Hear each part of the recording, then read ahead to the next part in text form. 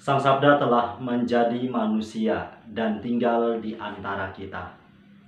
Para sahabat Sabda Hidup yang terkasih, jumpa kembali bersama saya, Frater Jimmy, calon imam Keuskupan Palangkaraya, dalam permenungan hari ini, Rabu 21 Oktober 2020, Pekan Biasa yang ke-29.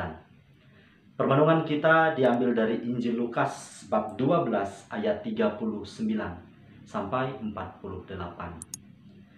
Mari kita mempersiapkan hati dan pikiran kita untuk mendengarkan dan merenungkan sabda Tuhan. Dalam nama Bapa dan Putra dan Roh Kudus. Amin. Semoga Tuhan beserta kita sekarang dan selama-lamanya. Inilah Injil Tuhan kita Yesus Kristus menurut Santo Lukas. Dimuliakanlah Tuhan. Pada suatu ketika, berkatalah Yesus kepada murid-muridnya, "Camkan ini baik-baik. Jika tuan rumah tahu pukul berapa pencuri akan datang, ia tidak akan membiarkan rumahnya dibongkar. Hendaklah kalian juga siap sedia, karena Anak Manusia akan datang pada saat yang tak kalian sangka-sangka." Petrus bertanya, "Tuhan, kami sajakah yang kau maksud dengan perumpamaan ini, ataukah juga semua orang?" Tuhan menjawab, "Siapakah pengurus rumah yang setia dan bijaksana yang akan diangkat oleh tuannya menjadi kepala atas semua hambanya untuk membagikan makanan kepada mereka pada waktunya? Berbahagialah hamba yang didapati tuannya sedang melakukan tugasnya ketika tuan itu datang. Aku berkata kepadamu, sungguh tuan itu akan mengangkat dia menjadi pengawas segala miliknya. Tetapi jika hamba itu jahat dan berkata dalam hatinya, tuanku tidak datang-datang, lalu ia mulai memukuli hamba-hamba lain, pria maupun wanita, dan makan minum serta mabuk, maka tuannya akan datang pada hari yang tidak disangka-sangkanya dan pada saat yang tidak diketahuinya. Dan tuan itu membunuh dia, serta membuat dia senasib dengan orang-orang yang tidak setia.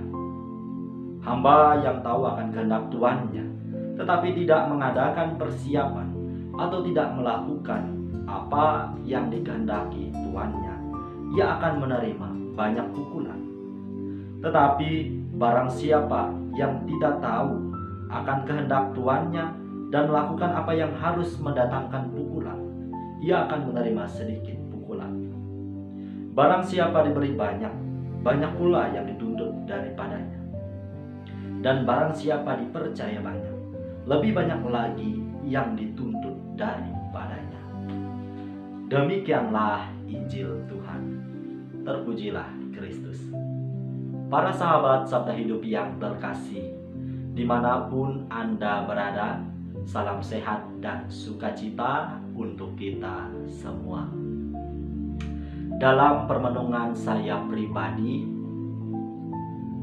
satu kata yang kita perjuangkan, yang kita hidupi hari lepas hari sebagai orang-orang yang beriman, ialah kata setia. Kalau boleh saya jabarkan, kata setia ini memiliki arti, sanggupkah engkau tidak ingkar akan Allah? Semangat inilah yang senantiasa saya refleksikan setiap hari, bahwa kehidupan kita hari lepas hari menapaki jalan pesiaran ini bergulat dengan kata setia ini. Ternyata untuk menjadi pribadi yang setia tidaklah mudah. Dalam cerita Injil yang barusan saja kita dengar tadi, Yesus meminta kita untuk senantiasa siap sedia berjaga-jaga, sebab kedatangan Tuhan Allah ialah pada waktu yang tidak pernah kita sangka-sangka. Ia menggambarkan laksana seorang pencuri yang pasti melakukan aksinya diam-diam. Ketika pencuri ini beraksi, tentu dia pandai membaca situasi. Entah saat rumah kosong ataupun tuan rumah ini lengah dengan situasi di rumahnya. Apabila seorang tuan rumah tahu kira-kira pukul berapa pencuri itu datang, tentu dia akan siap sedia. Maka inilah gambaran dari kedatangan Tuhan ke dalam hidup kita.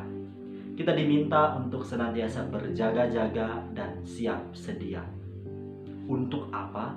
Yakni menanti kedatangan Tuhan Allah.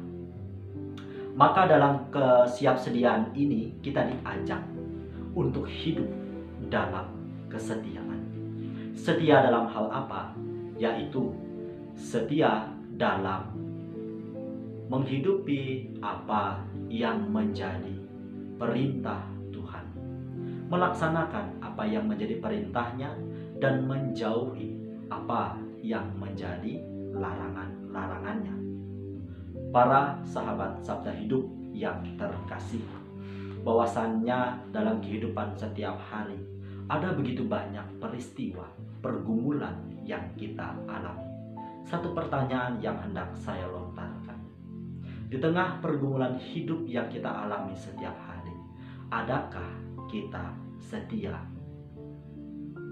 menerimanya dengan sepenuh hati dan menjalaninya dengan hati yang tulus ikhlas? Ataukah sebaliknya, kita justru laksana hamba-hamba yang tidak setia tadi?